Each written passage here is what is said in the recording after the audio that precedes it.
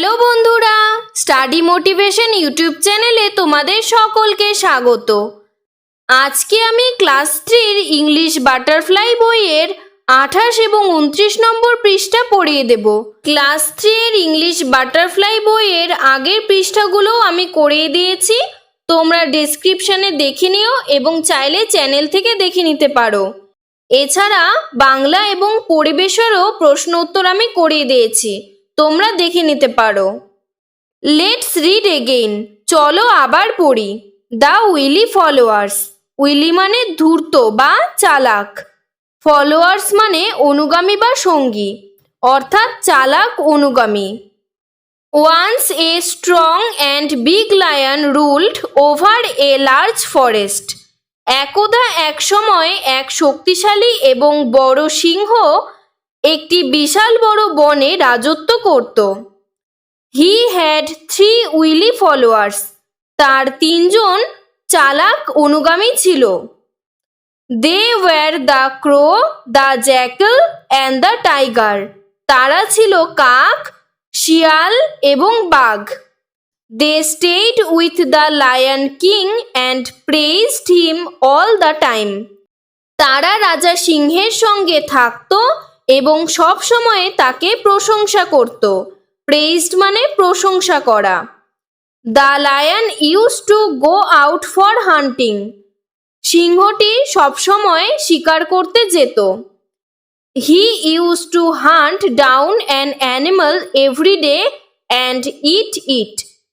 সে প্রত্যেক দিন একটি করে পশু শিকার করত এবং তাকে খেত। Then the followers would eat the leftovers. তারপর তার অনুগামী বা সঙ্গীরা অবশিষ্ট খাবারটি খেত। লেফটওভার্স মানে অবশিষ্ট বা পড়ে থাকা। One day the followers of the lion saw a camel. একদিন সিংহের অনুগামী বা সঙ্গীরা একটি উট দেখতে পেল। They had never seen a camel before. তারা কখনোই এর আগে এই উটটিকে দেখেনি। The followers made friends with the camel. সেই সঙ্গীরা উটটিকে নিজেদের বন্ধু করে নিল। They invited him to meet the lion. তারা সিংহের সঙ্গে দেখা করার জন্য উটকে আমন্ত্রণ করল। So the Camel came to the cave of the lion. তাই উট সিংহের গুহাতে দেখা করতে আসলো। The hump of the Camel attracted even the lion. উটের কুচ সিংহকে খুব আকর্ষিত করল।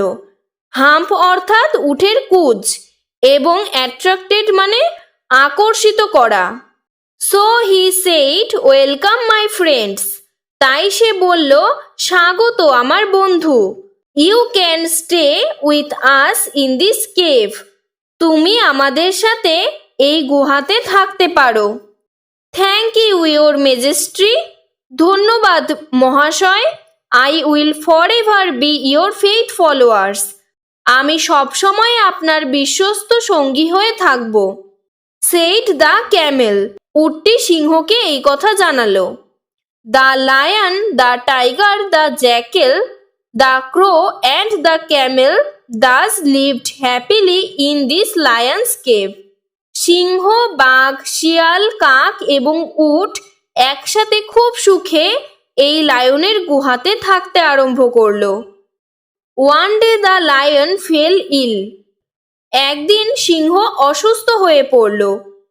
হি could no longer go out to hunt. সে বাইরে শিকার করতে যেতে পারল না। The tiger, the jackal and the crow were too lazy to find food. বাঘ, সিংহ এবং কাক খাবার খোঁজার জন্য খুব অলস ছিল। So they all remained without food. তাই তারা প্রত্যেকেই না খেয়ে থাকত। They became weak and thin. তারা প্রত্যেকেই খুব দুর্বল এবং রোগা হয়ে গেল। Only the camel became fat. একমাত্র উট মোটা ছিল। He eat grass, leaves and fruits. কারণ সে ঘাস, পাতা এবং ফল খেত। The hot summer could not make him weak. এই গ্রীষ্মের গরম তাকে দুর্বল করতে পারেনি। এরপরে দেখো লেটস ডু, চলো করি। Activity 10, let's put T for true and F for false statements in the boxes. এখানে সঠিক হলে ট্রু বা টি এবং মিথ্যে হলে ফলস অর্থাৎ এফ বসাতে হবে। 1 নম্বর, দ্য লায়ন হ্যাড 4 ফলোয়ার্স। এটি ভুল, তাই এফ, কারণ লায়নের 3 জন অনুগামী ছিল। Number 2, the tiger, the crow and the jackal had never seen a camel before. বাঘ, কাক এবং শিয়াল কখনোই আগে উটকে দেখেনি। এটি সঠিক, তাই টি। Number 3, the lion invited the camel to stay with them. সিংহ উটকে তাদের সাথে থাকার জন্য আমন্ত্রণ জানালো। এটি সঠিক, তাই টি। Number 4, the tiger, the camel and the jackal were lazy.